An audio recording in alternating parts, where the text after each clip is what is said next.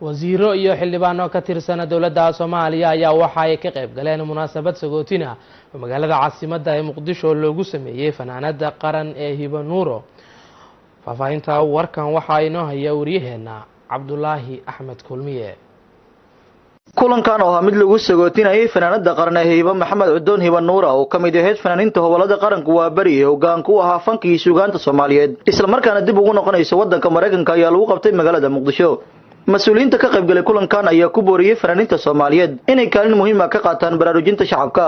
xildhibaan Sadiiq Warfaa oo kamid ah xildhibaanada golaha shacabka ee baarlamaanka federaalka Soomaaliya isla markaana soo qaban qaabiyay kulankan sagootinta ayaa sheegay mar walba diyaar u yihiin dhiirigelinta halyeeyada qaranka Soomaaliyeed.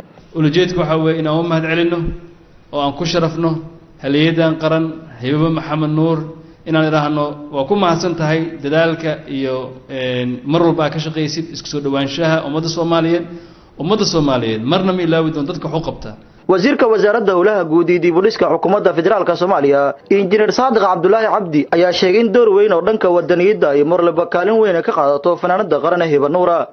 waxaan nahay dadka runtii la dhacsan doorkaada Soomaalinimo qarannimo maamo qadarin iyo sharaf mudan baa tahay. waxaan aaminsanahay in kaalintii Soomaali kaaga aadanayd meel kasta inay taalo haday noqon lahayd guubaabo duco fan يعني واد aroosatay ilaahay cimri dheer ha ku siiyo. xeer ilaaliyaha guud ee qaranka Dr. Axmed Cali Daahir oo ka hadlay kulanka ayaa sheegay in Hiba ay tahay halyeey qaran isla markaan loo baahan yahay in lagu daydo.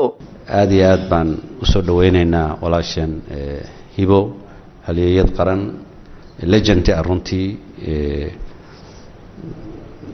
markii aan dhageysano fankii hore iyo fankan dambe baan raanahay bal soo cabira dadkii wala garan karaa marka munaasabada ay wax yihiin runtii taariikh weyn bay ummadda Soomaaliyeed ku leedahay aniga ma kuma dheeraanayo laakiin waxa weeye waxa sharaf igu filan in maanta Hiba Maxamed Cudoon Hiba Nuuro ay maanta hor fadhido. Hiba Maxamed Cudoon Hiba Nuuro oo gabagabada kulankan sagootinta ka hadashay ayaa waran ugu madcelisay mas'uuliyiinta soo qaban qaabisay kulanka ayadoo sheegtay inay qayb ka ahayd socdaalkii nabadda ee madaxweynaha Jamhuuriyadda Federaalka Soomaaliya ku maray qayb ka mid ah gobolada dalka.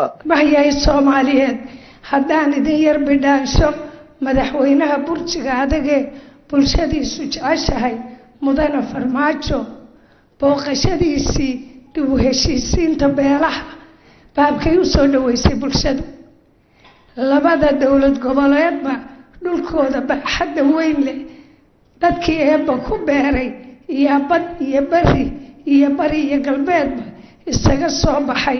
Cabdullaahi Axmed Kulmiye warbaahinta qaranka Soomaaliyeed Muqdisho.